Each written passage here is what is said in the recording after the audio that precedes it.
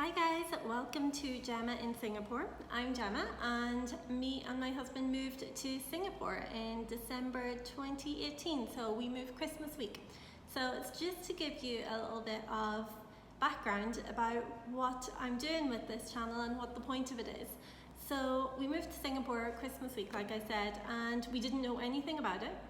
His job just got him transferred over here. There was an opportunity and that's how it all came about, and it all moved pretty quickly. We didn't know what Singapore was like, we knew nothing, so we just got on the plane, came over. To be honest, before we moved, we didn't really think it through. We just sort of were like, this will be an adventure, let's go. So that was how we ended up here, and we love it. It's it's an amazing place to live. It's really safe and it's really lovely and it's really green, and it is really hot, which takes some getting used to, but you do get used to it, and I never thought I would.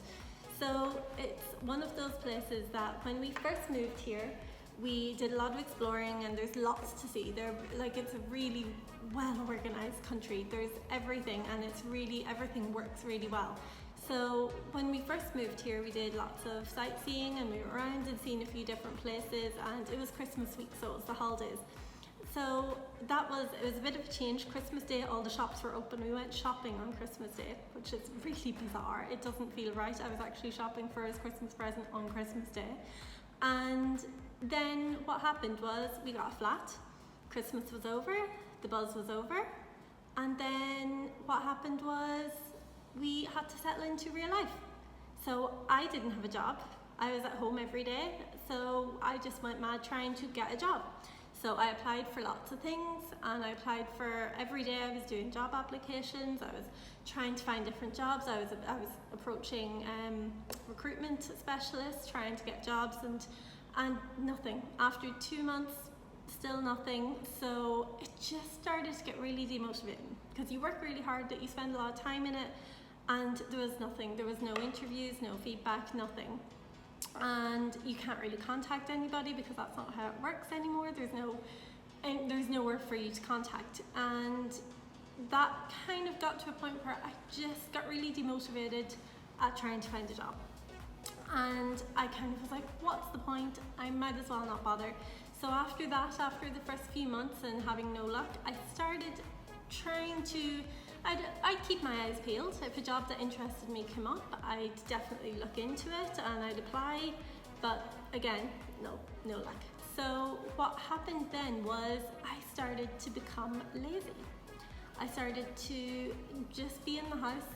I didn't really leave the house very often. I kind of left the house to go to the shops to buy food and then come home. And I kind of just didn't want to go out anywhere, just because it was just demotivating and I became lazy. So that was all it was. And what happened was I was watching lots of Netflix, too much Netflix. It's too easy to get stuck in like a little spiral of starting a Netflix show, and you can't just watch one episode because you go, well, let's watch the next one, and then suddenly you're going through a series in a week. So it's one of those things that I did this for about 8 months.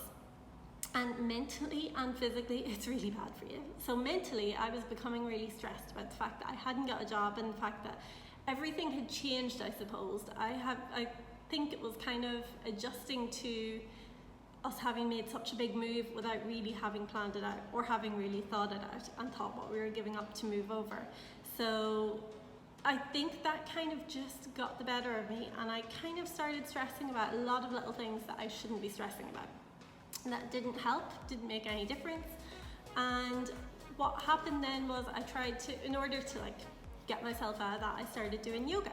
Yoga was brilliant. Yoga is brilliant. I'm terrible at it. You'll see little clips of it, and trust me, this is not a yoga motivational video. This is just me putting the clips in. So, I'm actually still doing it every day.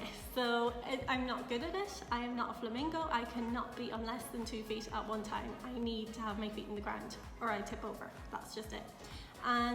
But it does help in terms of relaxation, in terms of clearing your mind out of being stressed and thinking about things too much. It really does help. So I do that every day, but then I kind of was like, I still really need to start seeing Singapore. I need to start leaving the house, making excuses to actually get out of the house.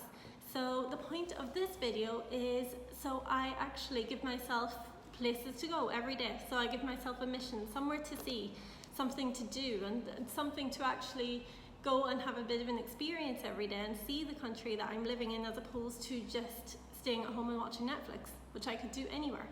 So I'm trying to do this now where I make plans every day, I write it down, I make a list, and from that list I go see whatever it is and bring you along with me. So there is a little bit of a rule to me doing this. The rule is this isn't going to be videos of me out and about in fancy Singaporean restaurants and things like that, because I know when you look at, if you Google Singapore, if you're coming on holidays here or if you live here, if you Google it, the first thing you'll see is pretty much how expensive it is, the most expensive city in the world, everything costs a lot of money, and when you're not working, that's not what you can do. You can't go out going to fancy places, and I can't go for cocktails in the Marina Bay Sands all the time. So the plan is I have $100 a week to work with. So Monday to Friday, getting myself out every day, I have $20 a day.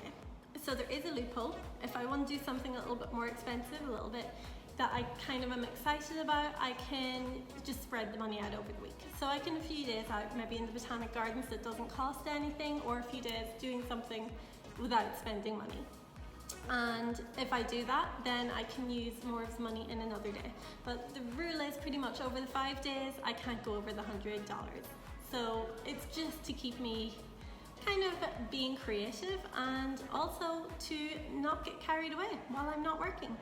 So it can be done. So you might learn some good tips if you're coming on holidays here of how to see lots of things and what you can and cannot do for a certain amount of money. So it might be a really useful one to keep note of anything if I come across something quite useful. So that's the plan. So I hope you enjoy it. I will start out in my first day now today, and thanks very much for watching. If you have any ideas for me, anywhere you think I should go or anything you think I should be doing, please comment below and like, share and subscribe. Can't wait to see you again. Thanks. Bye.